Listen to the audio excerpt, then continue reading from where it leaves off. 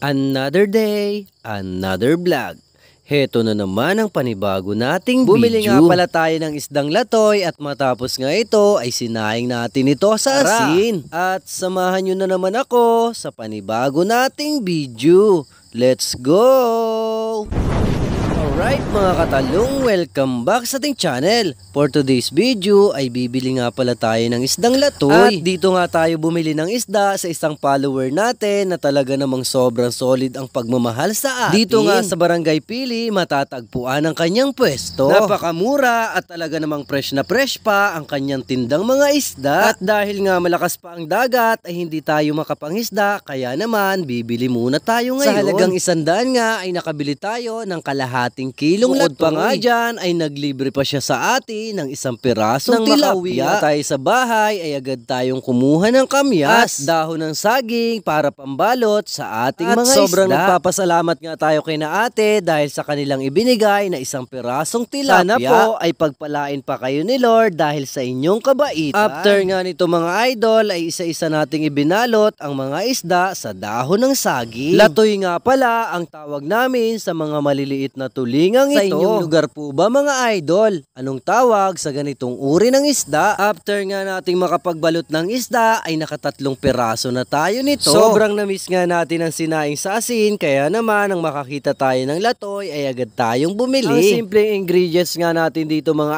idol ay sariwang kamyas. Ang ginamit naman nating suka dito ay sukang tuba. Matapos nga ito ay hinanda na natin ang mga panamya para makapag-start na tayo ng ating pagluto. Dahil namiss din nating magluto sa palayok ay dito natin ito lulutuin ngayon. Inuna nga natin itong lagyan ng kamyas at bawang at pagkatapos nga nito ay nilagay na natin ang ating sukang tuba. Matapos nga ito ay inilagay na natin ang mga isda na ating ibinalot sa dahon ng saging. Sa ibang magluluto ay nilalagyan ito ng taba ng karne. Dahil wala nga tayong taba ng karne ay ito lang muna ang ating isasaing. Napakasimple at sigurado akong napakaraming tao ang makaka-relate sa lutong ito. Kalimitan nga sa mga probinsya ay ganito ang luto sa mga isda. Kaya kung ikaw ay taga-probinsya ay sigurado akong mamimiss mo ang ganitong mga luto. Matapos nga ito mga idol ay nilagyan na natin ito ng asin at magic para lalong sumarap. At dahil nga dito sa ating sinaing na ito ay siguradong mapapasarap na naman tayo ng kain. Matapos nga nating mailagay ang lahat ng mga panamya ay isinalang na natin ang ating iluluto. After nga ng ilang minuto ay chinek muna natin ang ating nakasalang. Tiningnan nga natin ito mga idol para ating malaman kung siya ay kulo na. Matapos nga ang ilang minuto ay eto na ang ating niluluto. At after nga nito mga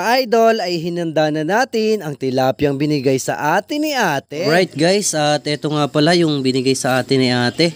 Yung isa nating solid followers ay nagregalo sa atin ng isang tilapia.